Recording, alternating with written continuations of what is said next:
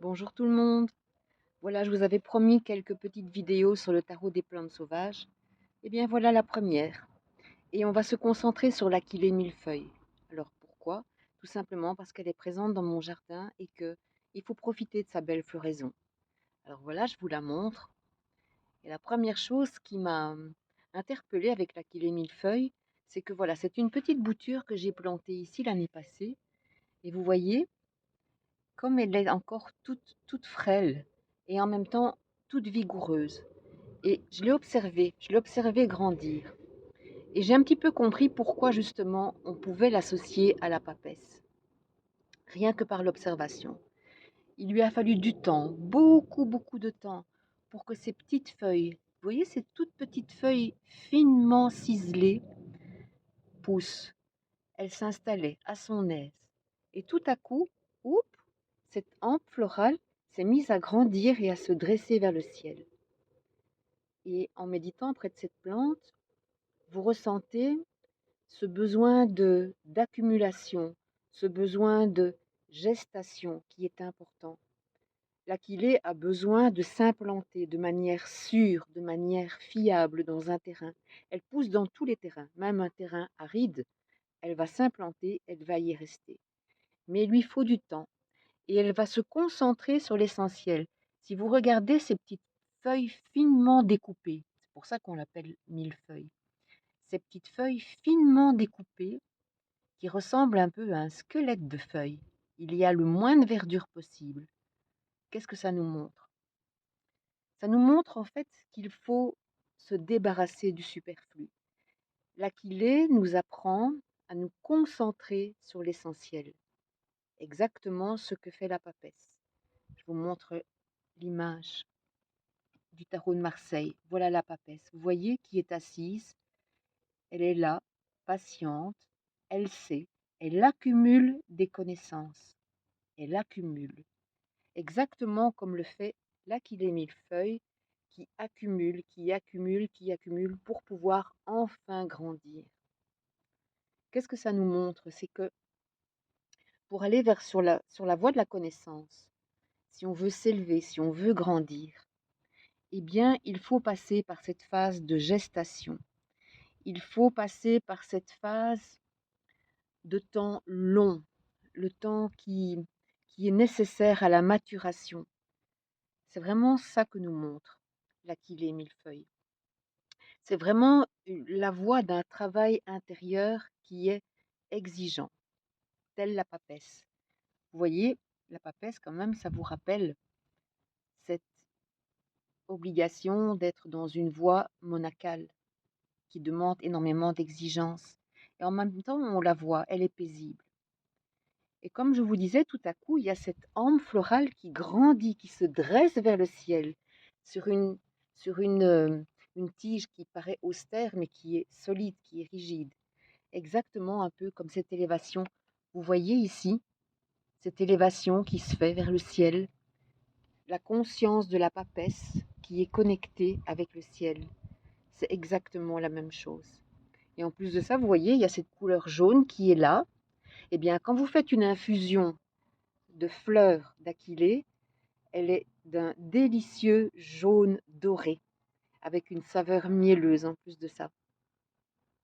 Eh bien, en ce qui concerne justement le goût, la maturité que l'on peut apprendre euh, de cet Achillée millefeuille, c'est que quand vous faites une infusion, la première chose que vous ressentez, c'est de l'amertume. Et c'est un petit peu âpre au départ et un petit peu voilà, fort. Et on n'est pas habitué en fait à, dans notre société à avoir ce parfum amer en continu. Au contraire, on va euh, continuellement développer des saveurs sucrées. On édulcore en fait toute notre existence. Et l'amer travaille en fait sur les sécrétions de la bile dans le foie. Et ça va nous permettre justement de détoxifier, d'éliminer. Ce travail sur le foie va se faire justement pour nous permettre d'éliminer beaucoup de choses. Parce qu'il faut savoir que le foie stocke toutes nos émotions. qui peuvent se transformer en colère, en rancœur, en culpabilité. Eh bien, les infusions d'Achillée millefeuille vont nous aider à évacuer un petit peu tout ça. Parce que quand on la connaît un petit peu, après la saveur amère, vous allez ressentir une saveur douce et mielleuse. Donc, il faut aller rechercher, en fait. L'Achillée millefeuille va vraiment nous apprendre à charpenter notre maturité émotionnelle. Parce que toutes les émotions stagnantes vont être drainées et ça va remettre en circulation toutes nos émotions et ça va nous aider à aller plus loin sur la voie de la maturité émotionnelle. Donc, il faut vraiment la goûter. Donc, quand vous rencontrez de l'Achillée millefeuille, attention, il ne faut pas se tromper. Si vous cueillez des plantes sauvages, il faut être sûr, certain, à 100% de ce que vous prenez. Donc, l'Achillée millefeuille est assez facile à reconnaître avec ces petites fleurs qui sont voilà, parfois blanches, parfois rosées.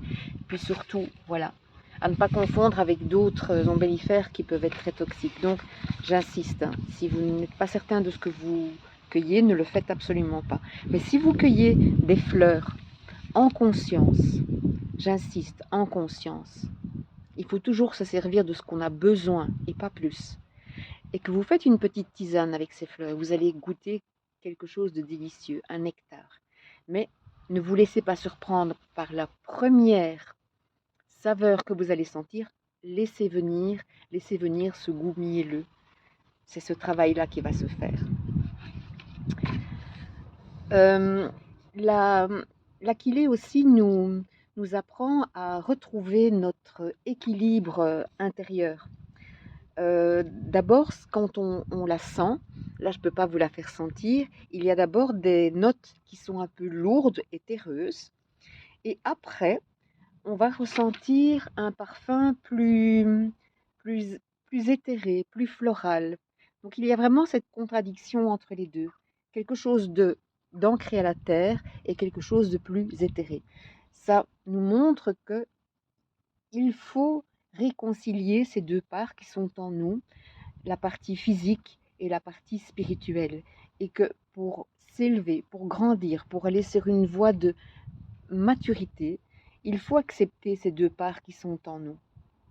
En fait, l'Achillée millefeuille, euh, c'est vraiment l'harmonie entre le yin et le yang. Et je pense que c'est pas pour rien justement que, vous savez, les petites baguettes que les Chinois utilisaient pour faire du yiking, en fait, ils les faisaient avec les branches, les tiges de l'Achillée millefeuille. Parce que justement, je pense que c'est une plante euh, qui est vraiment un canal entre le matériel et le spirituel. Exactement un peu comme cette papesse qui est bien ancrée. Vous voyez, elle est bien sur sa chaise, elle est ancrée sur le sol, et en même temps, on voit cette conscience qui monte vers le ciel. D'ailleurs, son huile essentielle est d'un bleu-violet. Et le bleu-violet est la couleur du sixième chakra, qui est le chakra de la sagesse intérieure. Donc voilà, il y a encore plein de choses qu'on pourrait dire sur cette Achillée millefeuille.